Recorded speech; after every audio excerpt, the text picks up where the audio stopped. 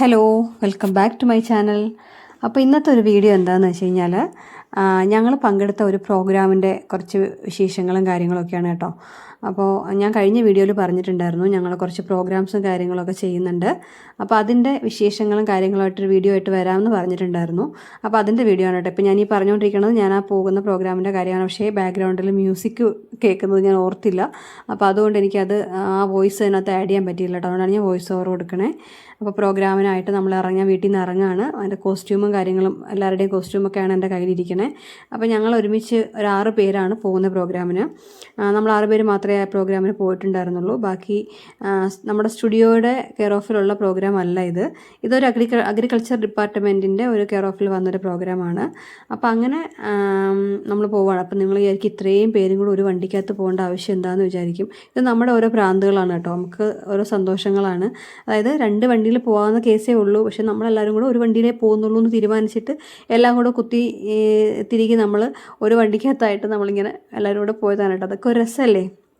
അപ്പോൾ അങ്ങനെ ഇത് നമ്മുടെ ലുലു മോളിൻ്റെ അടുത്തായിട്ട് വരുന്ന വേൾഡ് മാർക്കറ്റ് എന്ന് പറഞ്ഞിട്ടുള്ള ഒരു സ്പേസാണ് കേട്ടോ. അത്യാവശ്യം വലിയൊരു കുറച്ച് ഏക്കറുകളിൽ നിൽക്കുന്ന ഒരു സ്പേസാണ്.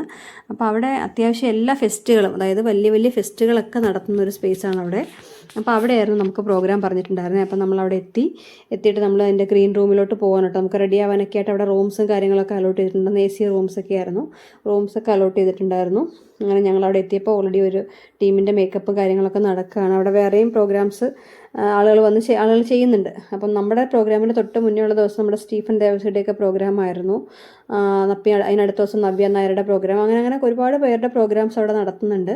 അപ്പോൾ ഞങ്ങൾ അവിടെ എത്തി ജസ്റ്റ് എല്ലാം ഒന്ന് നമ്മുടെ സാധനങ്ങളൊക്കെ ഒന്ന് കൊണ്ടുവച്ചിട്ട് ഞങ്ങൾ വിചാരിച്ചു ജസ്റ്റ് ഒന്ന് ഫെസ്റ്റിൻ്റെ അവിടേക്ക് ഒന്ന് പോയി സ്റ്റേജൊക്കെ ഒന്ന് കണ്ടിട്ടൊരു ചായയൊക്കെ കുടിച്ചിട്ടൊക്കെ വരാമെന്നൊക്കെ വിചാരിച്ചിട്ട് ഞങ്ങൾ ഇറങ്ങിയതാണ്. അപ്പം ഫെസ്റ്റിൻ്റെ പേരെന്ന് വെച്ചാൽ വൈഗ 2016 എന്നാണ്.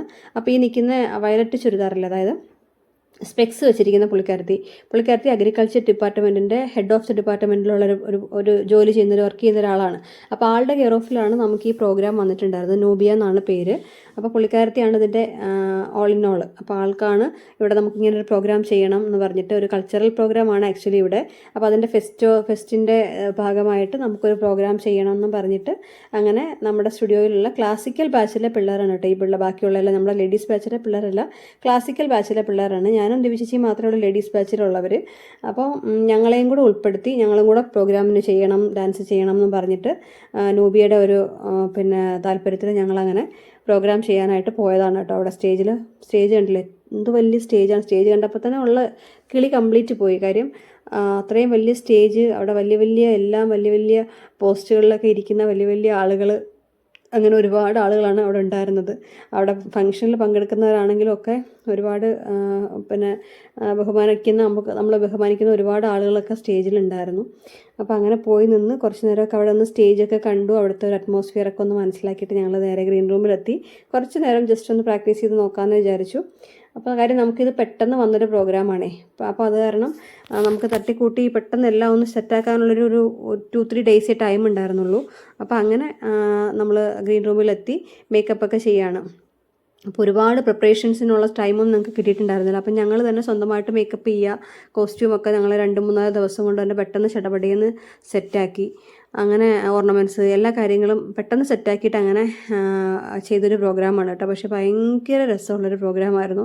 നമ്മൾ വിചാരിച്ച പോലെ ഒരു ടെൻഷനോ കാര്യങ്ങളോ ഒന്നും നമുക്ക് ആ പ്രോഗ്രാം ചെയ്യുന്നതിന് മുന്നേ വരെ കുറച്ച് ടെൻഷനും കാര്യങ്ങളും സ്റ്റേജൊക്കെ കണ്ടപ്പോൾ നമുക്ക് ഉണ്ടായിരുന്നു. പക്ഷേ നമ്മൾ അതിൽ കഴിഞ്ഞ് എല്ലാ മേക്കപ്പൊക്കെ കഴിഞ്ഞ് നമ്മൾ പ്രോഗ്രാമിന് സ്റ്റേജിലോട്ട് കയറുന്നതിന് മുന്നേ നമുക്ക് ഒരു ടെൻഷനും ഉണ്ടായിരുന്നില്ല. ഭയങ്കര കാം ആൻഡ് ക്വയറ്റായിട്ട് നമുക്ക് പ്രോഗ്രാം ചെയ്യാൻ പറ്റി.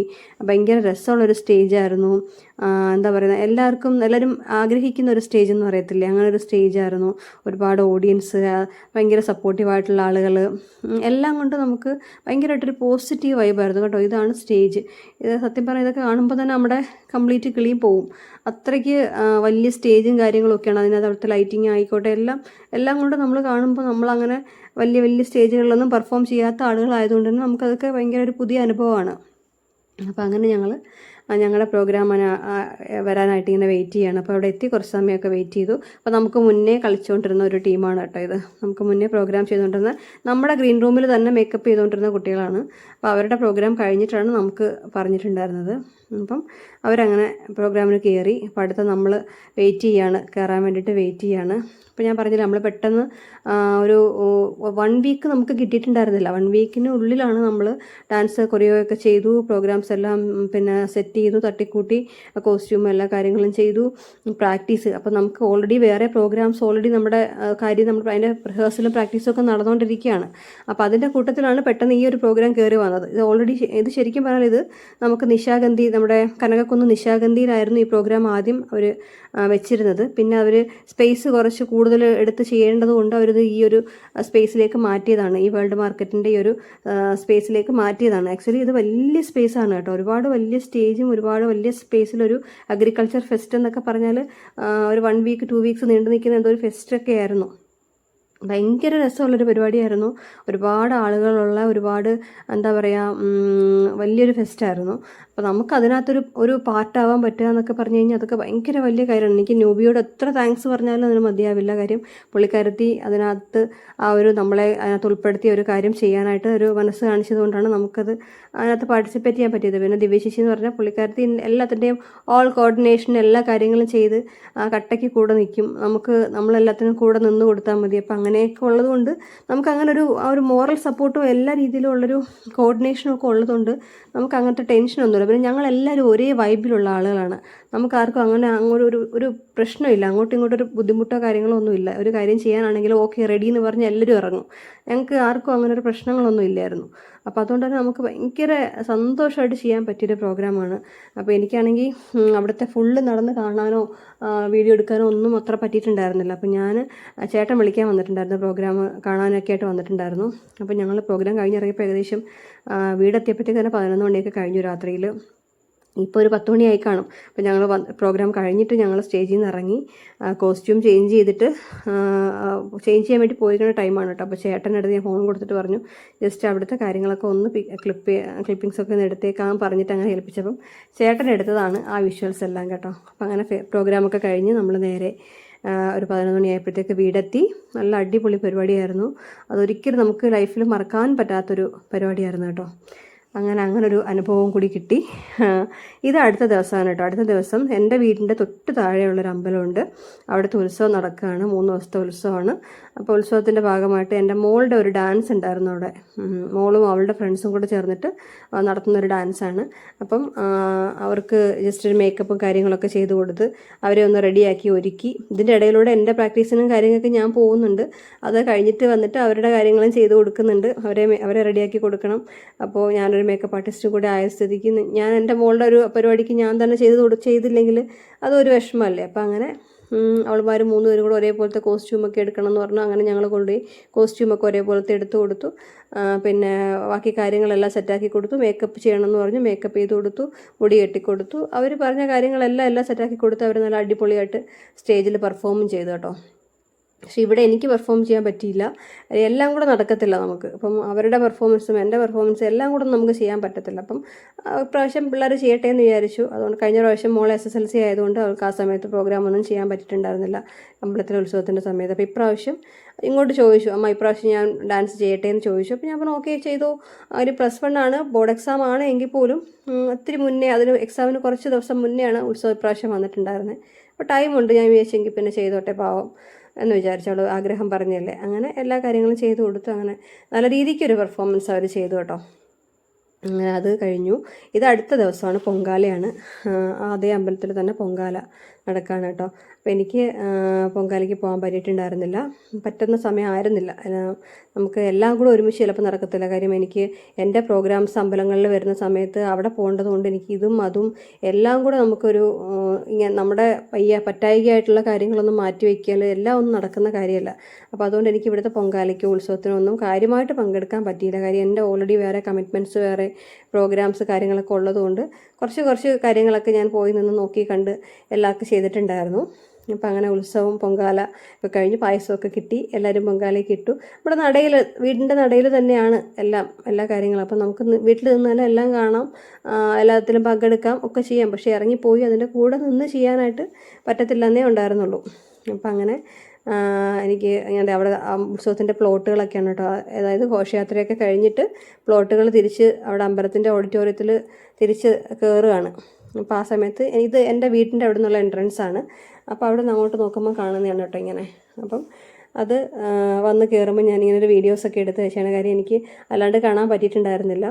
അപ്പം അങ്ങനെ പ്ലോട്ടുകളും ഒക്കെ ആയിട്ട് വന്ന് അമ്പലത്തിലോട്ട് കയറുകയാണ്. തിരിച്ച് റിട്ടേൺ കയറാണ്. താലപ്പൊലിയൊക്കെ ഉണ്ടായിരുന്നു. അപ്പം എന്താ പറയുക, എനിക്ക് ഞാൻ ഈ പ്രോഗ്രാമിന് മുന്നേ, അതായത് ഈ ഘോഷയാത്രയ്ക്ക് മുന്നേ ഞാൻ എൻ്റേതായിട്ടുള്ള പ്രാക്ടീസും കാര്യങ്ങളൊക്കെ കഴിഞ്ഞ് തിരിച്ചെത്തിയിട്ടേ ഉണ്ടായിരുന്നുള്ളൂ. അപ്പോൾ അത് തൊട്ടടുത്ത ദിവസങ്ങളിൽ നമുക്ക് അടുത്ത അമ്പലത്തിൽ പ്രോഗ്രാം ഉണ്ട്. അപ്പോൾ അതിൻ്റെ പ്രാക്ടീസും കാര്യങ്ങളും നടക്കുകയാണ്. അതിൻ്റെ ഡാൻസും വീഡിയോസും കാര്യങ്ങളൊക്കെ ഇനി ഇതിൻ്റെ ബാക്കിൽ വേറൊരു വീഡിയോ ആയിട്ട് ഞാൻ ചെയ്യുന്നുണ്ട്. എല്ലാം ഒന്നും നമുക്കങ്ങനെ എടുത്ത് പോസ്റ്റ് ചെയ്യാനും പറ്റത്തില്ല. കാര്യം ഓൾറെഡി ഞാൻ എന്താ പറയുക, നമ്മുടെ ഷോർട്സിൽ 1-2 വീഡിയോസൊക്കെ അപ്ലോഡ് ചെയ്തപ്പോഴത്തേക്കും എനിക്ക് കോപ്പിറൈറ്റ് അടിച്ചിട്ടുണ്ടായിരുന്നു. അതുകൊണ്ട് വീഡിയോസിലൊന്നും തന്നെ പാട്ടോ കാര്യങ്ങളോ ഒന്നും ആഡ് ചെയ്യാൻ ഒരു നിർവാഹവും ഇല്ല, ഒരു രക്ഷയില്ല. എന്തിട്ടാലും അപ്പം കോപ്പിറൈറ്റ് അടിക്കുക എന്നുള്ളൊരവസ്ഥയാണ്. അപ്പോൾ അതുകൊണ്ട് കോപ്പിറൈറ്റ് ഇഷ്യൂ ഉള്ളതുകൊണ്ട് തന്നെ നമുക്ക് വീഡിയോസിനൊന്നും സോങ്സ് ഇടാനോ ഒന്നും പറ്റത്തില്ല. അപ്പം കളിക്കണ സോങ് ഏതാണെന്ന് നിങ്ങൾക്ക് ഒരു ഐഡിയ ചിലപ്പോൾ കിട്ടിയിട്ടുണ്ടാവില്ല. പക്ഷേ എന്നാലും പറ്റുന്ന പോലെയൊക്കെ ഞാൻ ആഡ് ചെയ്തിട്ട് അടുത്തൊരു വീഡിയോയിൽ ബാക്കി കാര്യങ്ങളെല്ലാം അപ്ലോഡ് ചെയ്യാം. കാര്യം ഇതിനകത്ത് നമുക്ക് ലിമിറ്റേഷൻസ് ഉണ്ട്. ഷോർട്സിൽ നമുക്ക് പിന്നെയും എന്തെങ്കിലുമൊക്കെ ചെയ്യാൻ പറ്റും. പക്ഷേ വീഡിയോയിൽ ഒരു രീതിയിലുമുള്ള കോപ്പിറൈറ്റ് ഇഷ്യൂസ് അവർ അക്സെപ്റ്റ് ചെയ്യില്ല. അപ്പോൾ അതുകൊണ്ട് ഒന്നും ചെയ്യാൻ നിർവാഹമില്ല. പറ്റുന്ന പോലെ അടുത്തൊരു വീഡിയോയ്ക്കകത്ത് ഞാൻ എൻ്റെ അടുത്ത കുറച്ച് പ്രോഗ്രാംസ് നമ്മൾ ചെയ്തിട്ടുണ്ട്. അതിൻ്റെ കുറച്ച് വിഷ്വൽസും കാര്യങ്ങളൊക്കെ ആയിട്ട് ഞാൻ അടുത്തൊരു വീഡിയോ ആയിട്ട് ചെയ്യാം.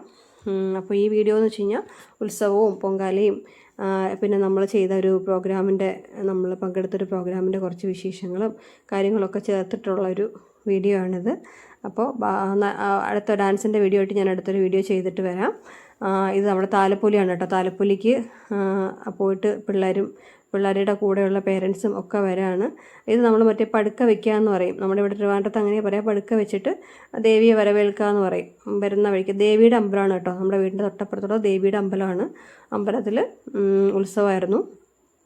അപ്പോൾ അതിൻ്റെ ഭാഗമായിട്ട് പടുക്ക വെച്ചിരിക്കുകയാണ്. നമ്മൾ വെച്ചതല്ല, അത് തൊട്ട് താഴെയുള്ളൊരു വീട്ടിലെ അമ്മ വെച്ചിരിക്കുന്നതാണ്. അപ്പം അവിടെ എല്ലാവരും വന്നു. ദേവി അവിടെ വന്ന് നിന്ന് പൂജയൊക്കെ കഴിഞ്ഞിട്ടാണ് പോകുന്നത്. അപ്പോൾ എനിക്ക് അതുകൊണ്ട് ഇത്തിരി അടുത്ത് നിന്ന് കാണാനൊക്കെ പറ്റിയിട്ടുണ്ടായിരുന്നു. അടുത്തോട്ട് പോയില്ല, എങ്കിലും കാണാനൊക്കെ പറ്റിയിട്ടുണ്ടായിരുന്നു. അപ്പം അങ്ങനെ ആ പരിപാടികളൊക്കെ കഴിഞ്ഞു. ഉത്സവങ്ങളൊക്കെ അവസാനിച്ചു. ഇനിയും കുറേ ഉണ്ട് കേട്ടോ. ഉത്സവ വിശേഷങ്ങളൊക്കെ കുറേ ഉണ്ട്. എല്ലാം ഒന്നും ഞാൻ അങ്ങനെ വീഡിയോസായിട്ട് എടുത്ത് വെച്ചിട്ടില്ല. കാര്യം മെമ്മറിയുടെ പ്രശ്നമുള്ളതുകൊണ്ട് ഒരുപാടൊന്നും എടുത്തിട്ടില്ല. എടുത്തതെല്ലാം കൂടെ ചേർത്ത് ഞാൻ അടുത്തൊരു വീഡിയോ ആയിട്ട് ചെയ്യാം. ഇനി ആറ്റുകാൽ പൊങ്കാലയുടെ വിഷ്വൽസൊക്കെ വരുന്നുണ്ട്. അപ്പോൾ അതൊക്കെയായിട്ട് ഞാൻ അടുത്തൊരു വീഡിയോ ആയിട്ട് വരാം. അപ്പോൾ ഇത്രയേ ഉള്ളൂ ഇന്നത്തെ വീഡിയോ എന്ന് പറയുന്നത്. അപ്പോൾ thank you for watching. Video ആദ്യമായിട്ട് കാണുന്ന ആരെങ്കിലുമൊക്കെ ഉണ്ടെങ്കിൽ ചാനൽ സബ്സ്ക്രൈബ് ചെയ്യുക, സപ്പോർട്ട് ചെയ്യുക, കമൻറ്റ് ചെയ്യുക, ഷെയർ ചെയ്യുക. ആർക്കെങ്കിലുമൊക്കെ കാണാൻ വേണ്ടിയിട്ട് ഷെയർ ചെയ്ത് കൊടുക്കുക. അപ്പോൾ ഇത്രയേ ഉള്ളൂ ഇന്നത്തെ വീഡിയോ എന്ന് പറയുന്നത്. Thanks for watching. ബൈ.